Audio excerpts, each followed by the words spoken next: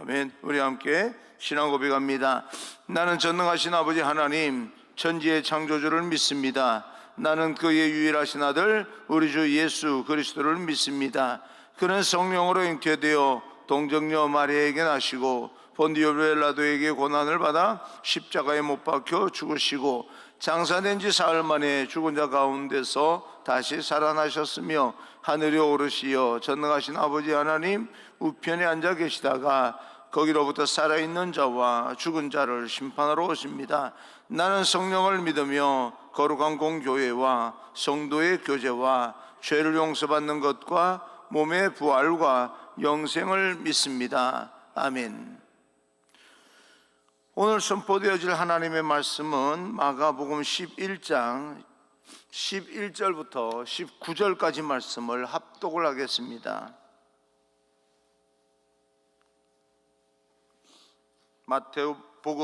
마가복음 9장 11절부터 19절까지 말씀을 우리 합독합니다. 시작. 예수께서 예루살렘에 이르러 성전에 들어가사 모든 것을 둘러보시고 때가 이미 저물매 제자들을 데리시고 베다니에 나가시니라. 이튿날 그들이 베다니에서 나왔을 때에 예수께서 시장하신지라. 멀리서 잎사귀 있는 한 무화과 나무를 보시고 혹 그 나무에 무엇이 있을까 하여 가셨더니 가서 보신즉 잎사귀 외에 아무것도 없더라.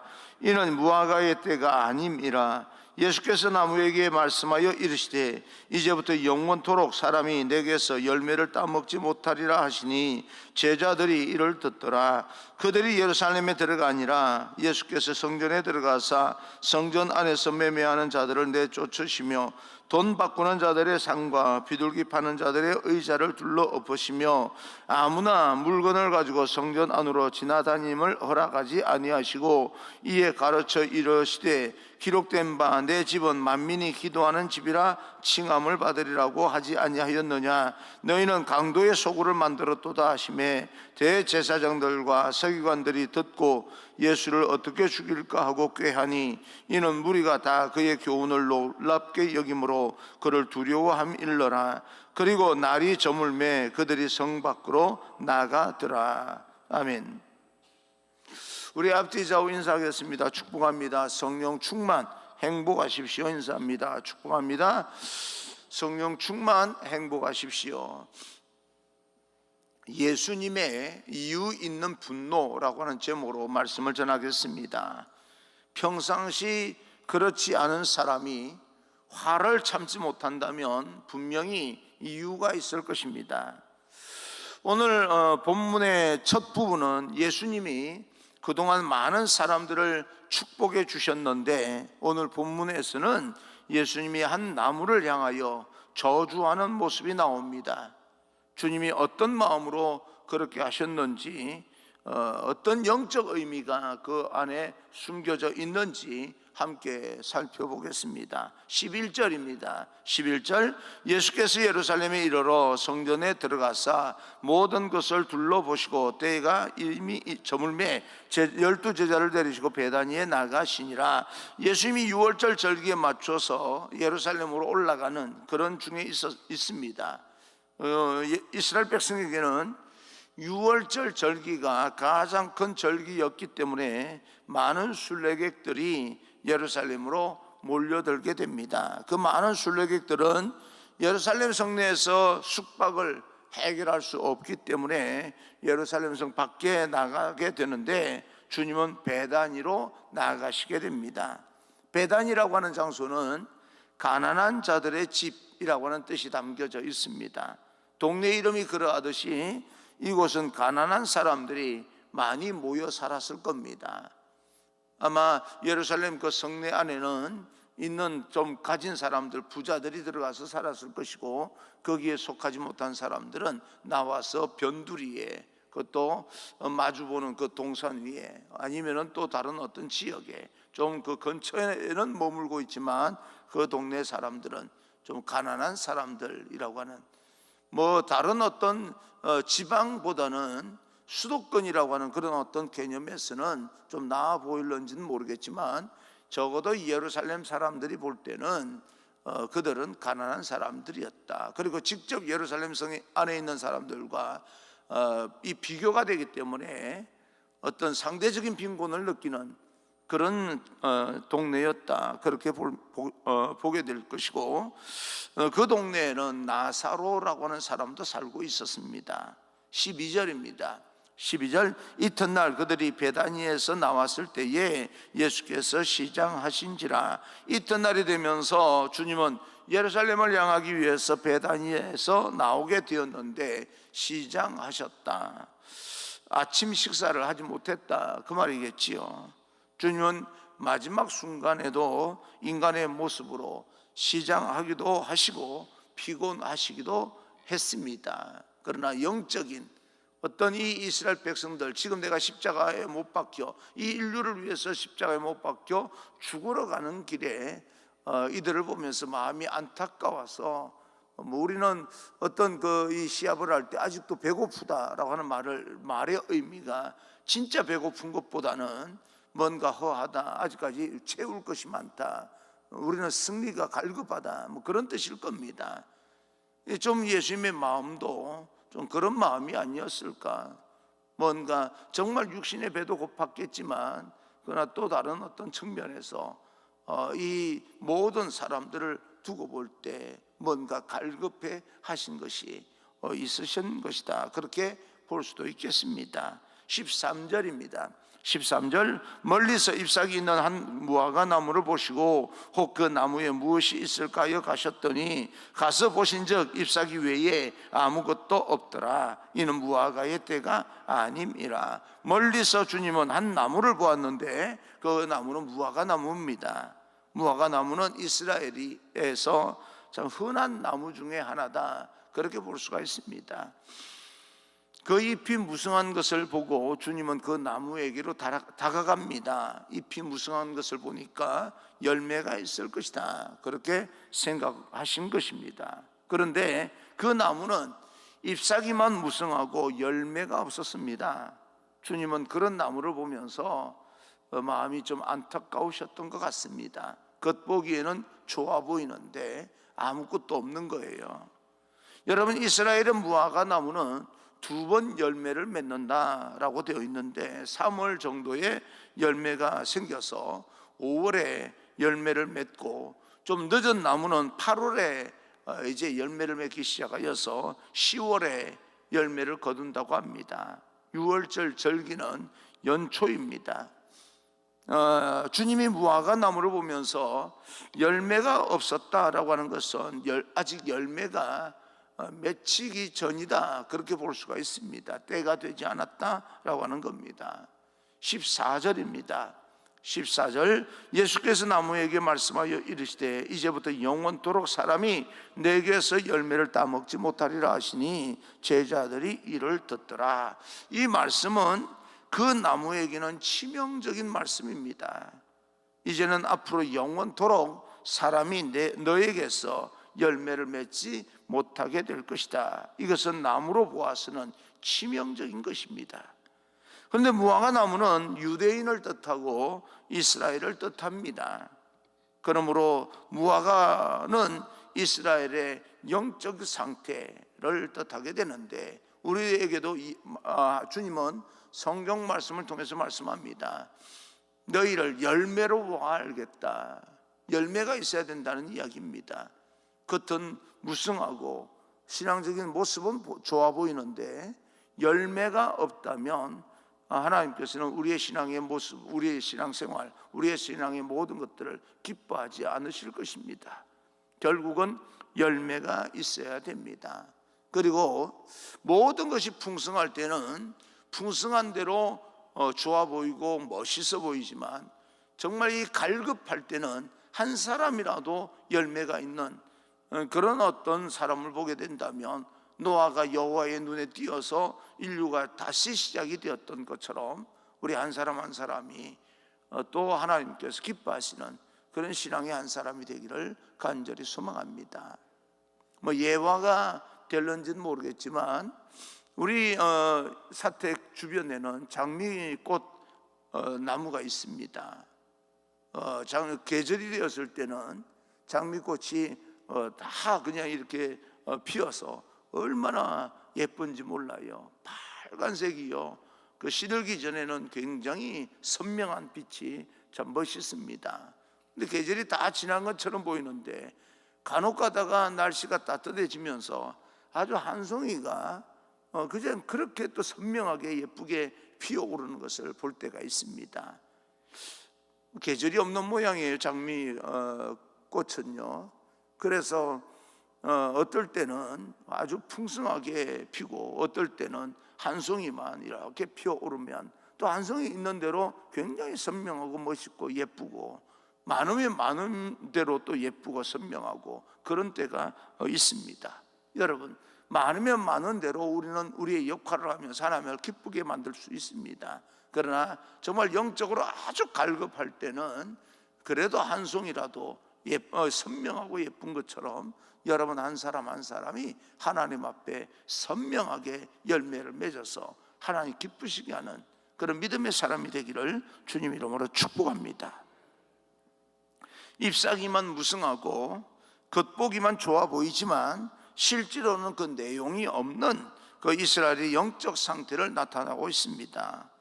이스라엘에게서 영적인 회복의 가능성이 없는 것을 보시고 예수님께서는 이 무화과 나무를 통하여서 상징적으로 너희들 그러면 안 된다라고 말씀하고 있는 겁니다.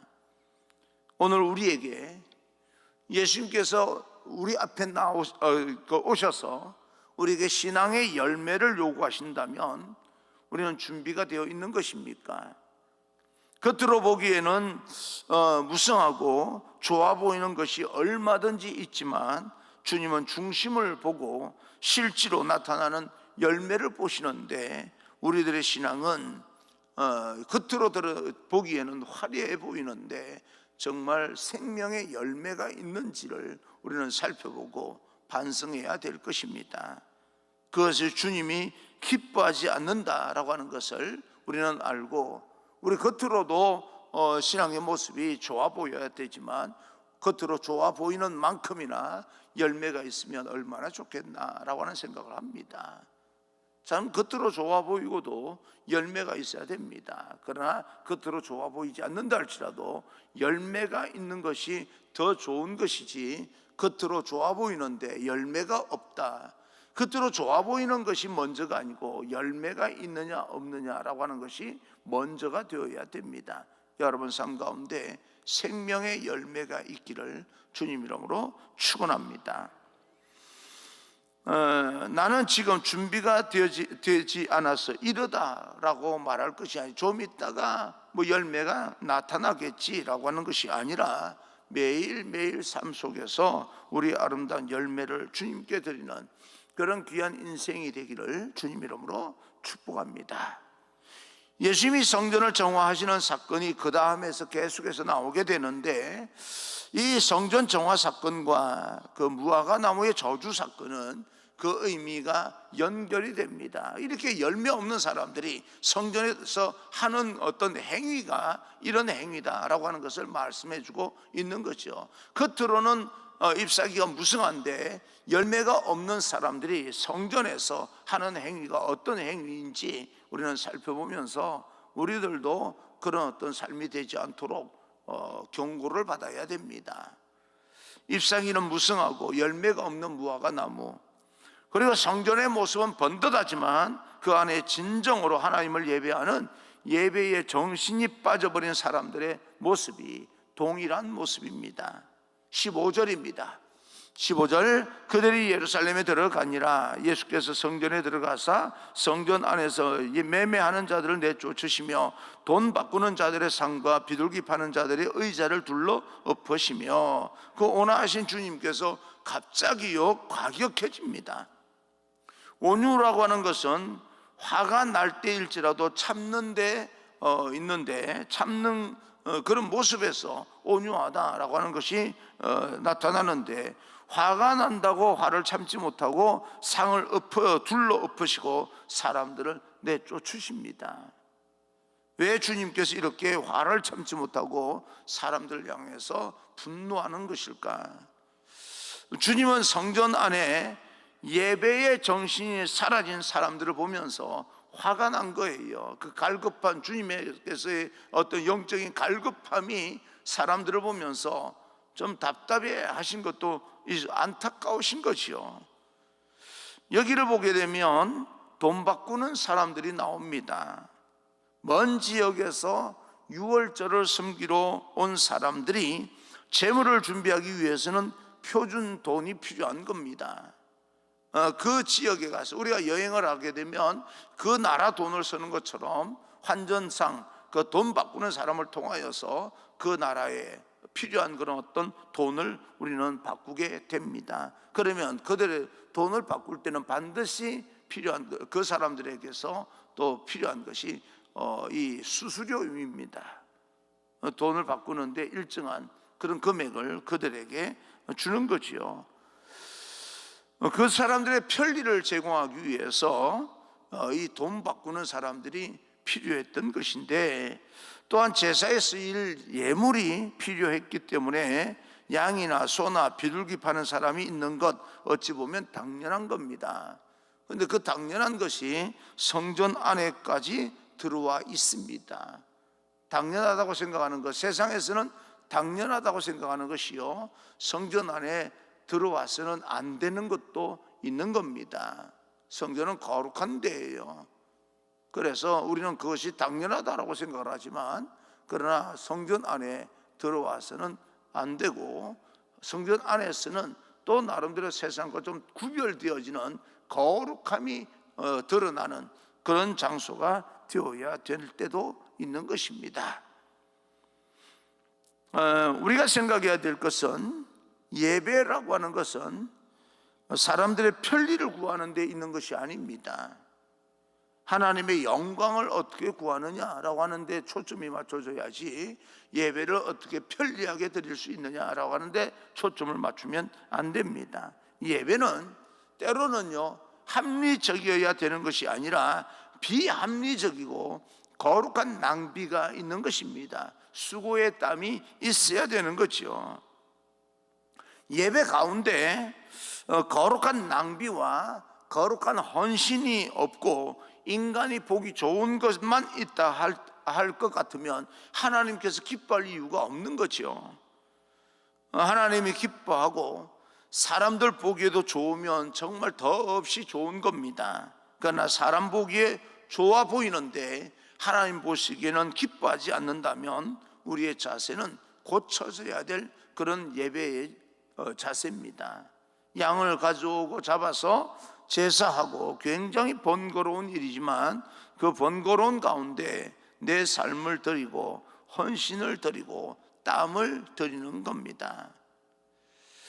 우리가 주일을 맞으면서 살아가고 있는데, 주일날 하나님 앞에 예배 드릴 때는 그저 예배 시간을 하나님 앞에 드린다라고 하는 그런 어떤 느낌으로 집에서 출발하고 예배 드리면 되는 거지, 성경을 들고 나오는 그런, 성경도 요즘은요 교회에 비치되어 있는 것을 사용하는, 전적으로 어쩌다가 성경을 가지고 오지 못해서 그렇게 하는 사람도 있는 반면에, 또 매일 귀찮아서 성경을 아예 그냥 비치용으로만 사용하든지, 아니면 교회 나가게 되면 영상으로 예배드리는데 전혀 예배드리는데 지장이 없으니까 귀찮은 그런 어떤 마음에 성경을 놓고 그냥 맨몸으로 온다든지, 맨몸으로 와서 예배를 드리지 못할 건 없습니다. 그러나 그것이 태도에 어느 정도 영향을 미친다면 습관이 되어서는 안 되겠다라고 하는 그런 생각도 들 때가 있습니다.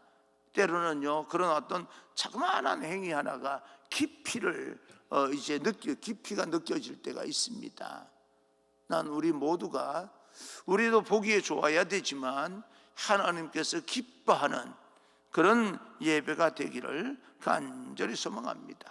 거룩한 낭비가 있는 겁니다. 거룩한 수고에 땀이 있는 거예요.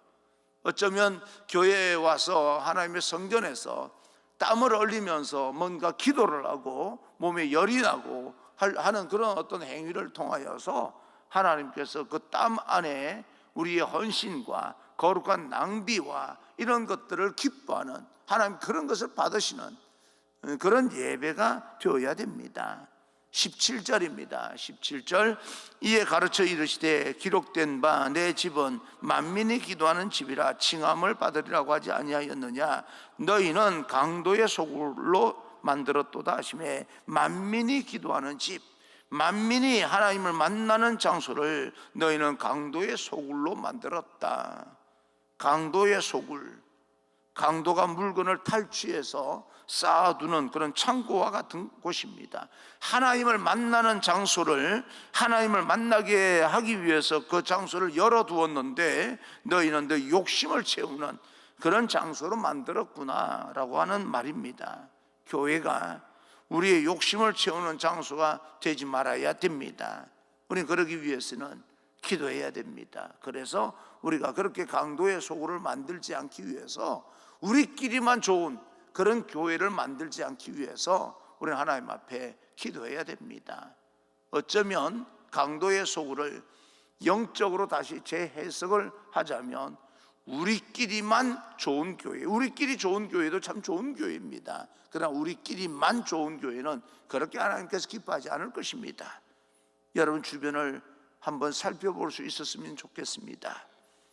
더구나 코로나 팬데믹 시대에 우리 주변에 힘들고 어려운 사람이 없는지 한번 살펴봤으면 좋겠고, 강도의 소굴, 정말 우리끼리만 좋은 그런 어떤 교회가 되지 않았으면 좋겠습니다. 하나님의 영광이 드러나는 그런 하나님의 성전이 되기를 간절히 소망합니다. 하나님을 교회에서, 하나님의 성전에서 하나님을 만난 감격이 있다면 그 감격이 지속될 수 있는 곳이 하나님의 성전이 될 수 있도록 우리가 와서 하나님 앞에 기도를 하면서 기도가 곳곳에 이렇게 들어있는 그런 교회가 됐으면 좋겠습니다.